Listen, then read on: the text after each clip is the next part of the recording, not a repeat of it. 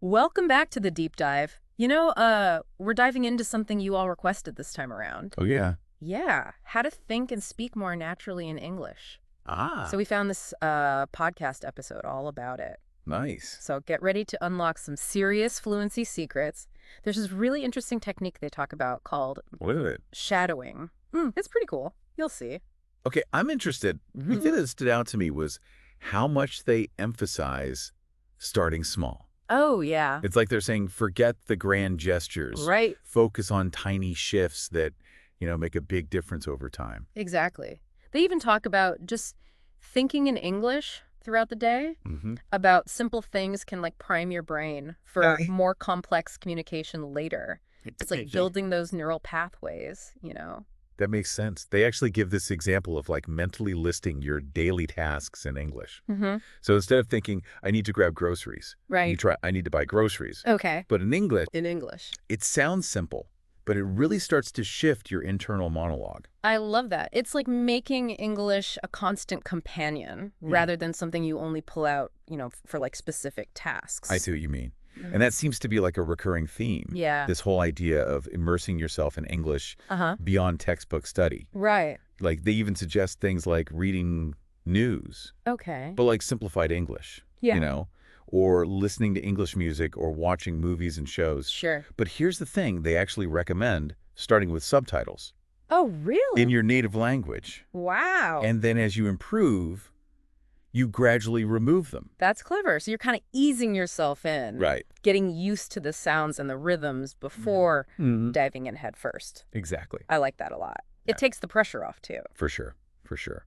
So what else did they recommend Yeah. for really internalizing the language? Well, they made a really strong case for practicing speaking out loud. Even if you're all by yourself. Okay. I know it can feel a little strange at first, Yeah. but the benefits are pretty compelling. Interesting.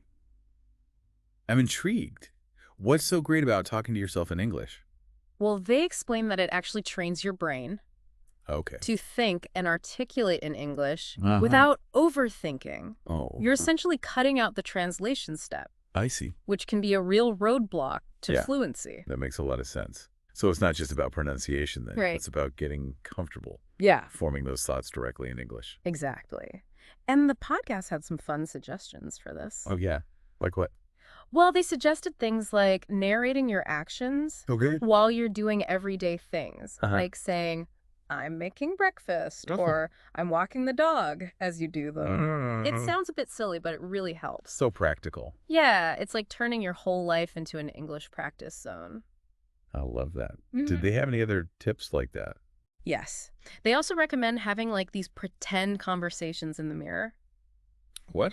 Imagine introducing yourself in English, describing your day, or even discussing your hobbies, all to your reflection. To yourself in the mirror. Yeah, it might seem unusual, Yeah. but it builds confidence, and it helps you get over that initial fear Yeah. of speaking out loud. That's interesting. It's like a dress rehearsal. Yeah, For real life conversation. right. And speaking of real-life conversations, they emphasize those a lot, don't they? Oh, absolutely. Yeah. The podcast is really clear that actual conversations with English speakers Yeah. are crucial. Yeah. It's where everything comes together, Like the ultimate test, in a way. but in a good way. Right. Because you're not just reciting memorized phrases, you're actually using the language spontaneously and creatively. I see. Do they give any advice on how to find those opportunities? They did.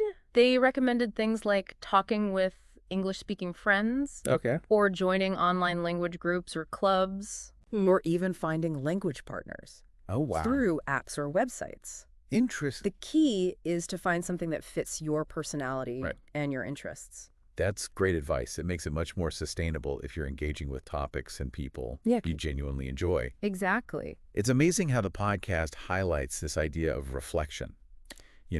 Oh, yeah. Yeah, it's crucial for language learning. Okay. It's not just about putting in the hours. It's about stepping back and really analyzing your progress, I see. noticing what's working and where you need to focus more attention.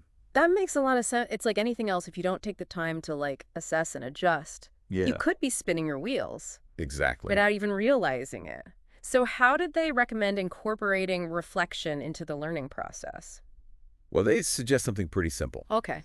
but powerful.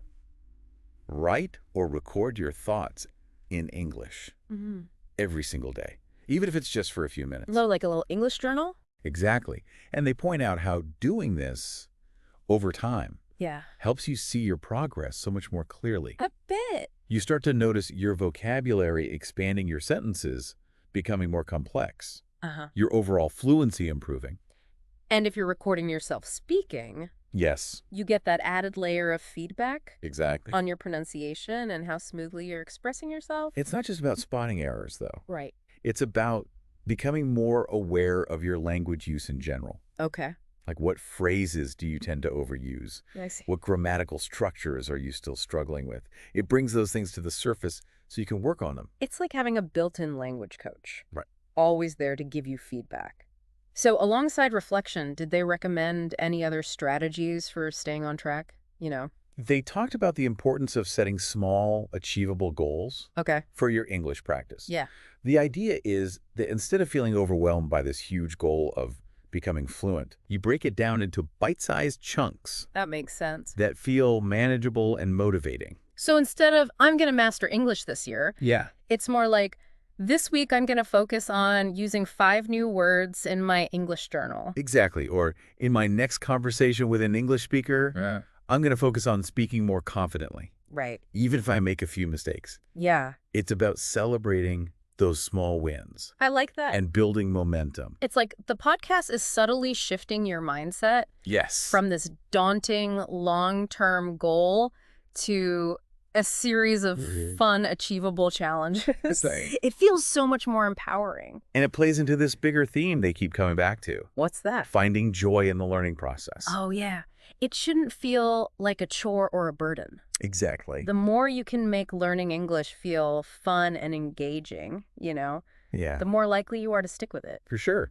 And we've seen that throughout all their tips, right? Right. The music, the movies, connecting with other English speakers. It's all about making it feel natural and enjoyable. And that brings us back to why this whole deep dive is so valuable. Yes. It's about giving you practical strategies that you can actually integrate into your life in a way that feels authentic and sustainable. It's not about some rigid, one-size-fits-all approach. It's about finding what works for you, for your personality, for your lifestyle, and building those positive habits that'll keep you moving forward. Absolutely. On your English learning journey. I couldn't have said it better myself. Yeah.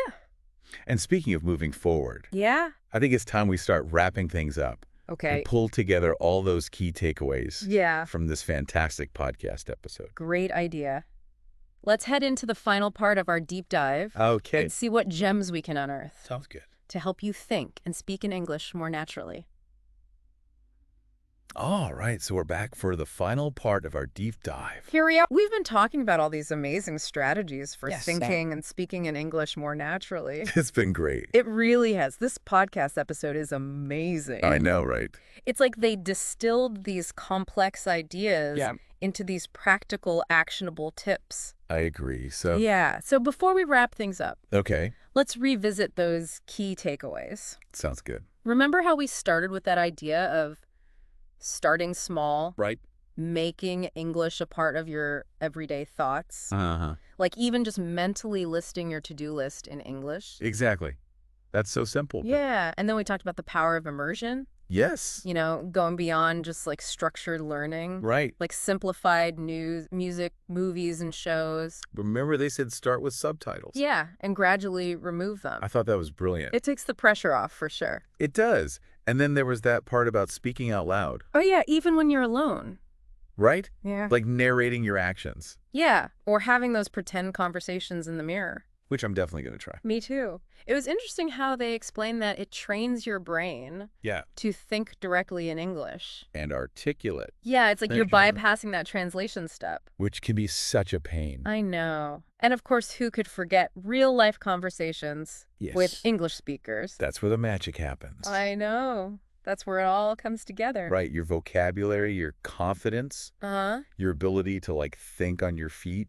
And the podcast gives some really good advice on finding those opportunities, like language exchange apps, online communities, right? Even just connecting with English-speaking friends. The key is to find something you enjoy, though. Exactly. Yeah. Something that fits you. Yeah, your personality, interests. And then the final piece of the puzzle. What's that? Regular reflection. Yes. That's so crucial. It is? It's about taking the time to journal in English, Yeah. record yourself speaking, pay attention to your progress, and those areas where you might need extra focus. I think that's something we often overlook. I agree. So now that we've explored all of these strategies, what's the one question we want to leave you with? The most important question is this. Okay. How can you weave these strategies into activities that you already love? Wow, that's powerful. It's about making English Yeah. a natural and enjoyable part of your life. That's a chore. Right, not another thing on your to-do list. So true.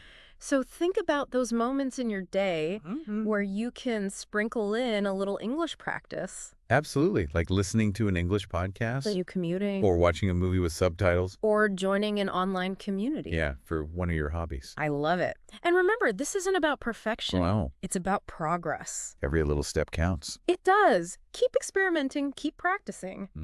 But most importantly, what's that? Keep having fun with it. Yes. Well, it's been a great deep dive. It really has. We're excited to hear about your journey. Yeah, until next time. Keep diving deep.